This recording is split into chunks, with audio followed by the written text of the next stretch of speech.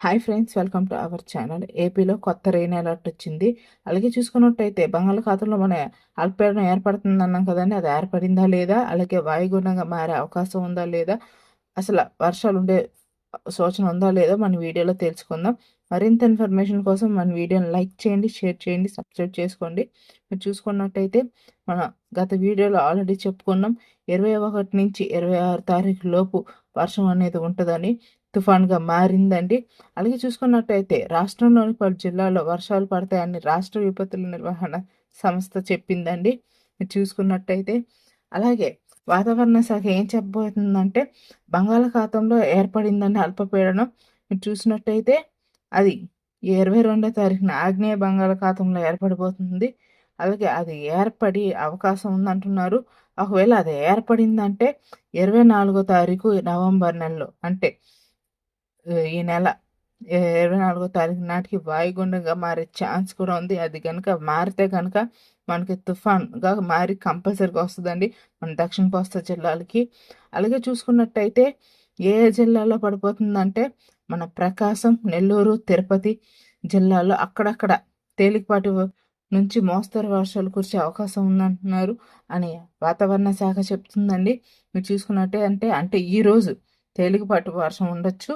అలా చూసుకున్నట్టే 22వ తారీఖున రేపటికే అల్పపీడనం ఏర్పడిపోతుంది కాబట్టి మనకి కొంచెం వర్షం పెరిగే ఛాన్స్ కనపడుతుంది. భారీ వర్షాలు కూడా ఉంటాయి అంటున్నారు.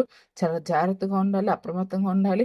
అలాగే చూసుకున్నట్టయితే రైతులు ధాన్యం అనేది ఏర్పడుతూ ఉంటారు కాబట్టి చాలా జాగ్రత్తగా అది భద్రపరుచుకొని, ఈ వర్షం తుఫాను ఉంది కాబట్టి దాన్ని బట్టి భద్రపరుచుకొని చేసుకోగలరు. అలాగే చూసుకున్నట్టయితే ఆగ్నేయ బంగాళాఖాతంలో ఏర్పడిన అల్పపీడనం వల్ల మన దక్షిణ కోస్తా జిల్లాల వైపు వచ్చే ఛాన్స్ కనపడుతుంది. అలాగే తమిళనాడు సైడ్ కూడా వచ్చే ఛాన్స్ కనపడుతుందండి. మొత్తం చూసుకున్నట్టయితే తెలంగాణ, మన ఏపీకి కూడా ఉండే ఛాన్స్ కనపడుతుంది. చూసుకున్నట్టయితే మొత్తం ఇది ఒక రోజు కాదు, వారం రోజుల పాటు కొనసాగుతుంది. అలా మెల్లగా 25వ తారీఖు అయితే బలంగా ఏర్పడిపోతుందని, పెద్ద వాయుగుండంగా మారి మన దక్షిణ కోస్తా జిల్లాల వైపు వచ్చే ఛాన్స్ కనపడుతుంది. అలాగే చూసుకున్నట్టయితే దక్షిణ వాయుగా వెళ్ళేలా ఉందండి ఈ అల్పపీడనం. కింద నుంచి పై వరకు మీరు స్క్రీన్ మీద చూడవచ్చు ఎలా వెళ్ళిపోతుంది, అల్పపీడనం ఎలా ఏర్పడిపోతుందో మన స్క్రీన్ మీద కనపడుతుంది కదండి. అలాగే చూసుకున్నట్టయితే ఇది ఈదురుగాలులతో వచ్చే ఛాన్స్ కనపడుతుంది. 50 నుంచి 60 కిలోమీటర్ల వేగంతో ఈదురుగాలులు వేసే ఛాన్స్ కనపడుతుంది. అలాగే ఉరుములు మెరుపులు కూడా ఉండే ఛాన్స్ కనపడుతుందండి మనకి 24, 25 తారీఖులు వచ్చేసరికి. భారీ నుంచి అతి భారీ వర్షాలు ఉండే ఛాన్స్ కూడా ఉంది. మీరు చూసుకున్నట్టయితే చాలా జాగ్రత్తగా ఉండాలి.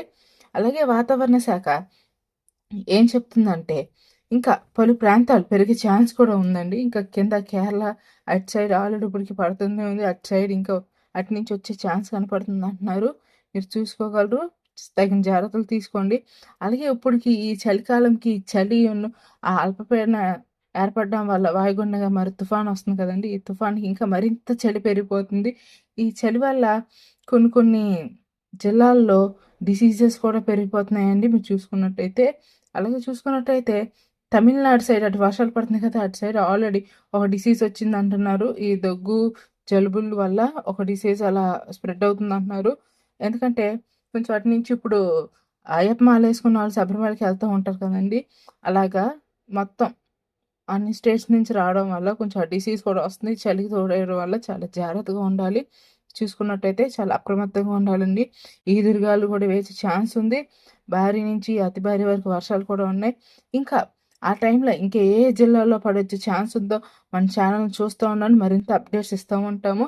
మరింత ఇన్ఫర్మేషన్ కోసం మన వీడియోని లైక్ చేయండి, షేర్ చేయండి, సబ్స్క్రైబ్ చేసుకోండి. Thank you.